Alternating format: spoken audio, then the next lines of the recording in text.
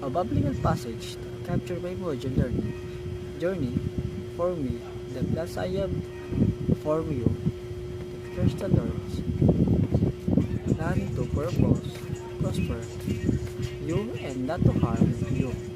The plan is to give you hope in the future. Jeremiah 29 verse 11. This verse reflects how the module guided me through challenge learning opportunities and growth, reminding me that every struggle and success is a part of God's plans for my development. Number 2.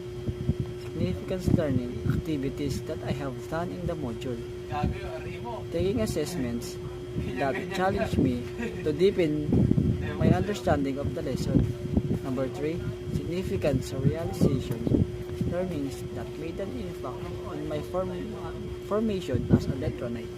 I realized that learning is not just about academic excellence, but also about embodying the Dominican values of truth, compassion, and service. Number 4. How I feel about my learning experience and challenge encountered in this module.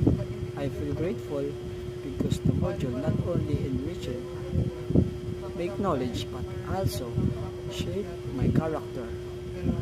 The challenges I faced, such as deadlines, difficult topics, and balancing responsibility, were not setbacks but opportunity to grow stronger and more resilient. Thank you.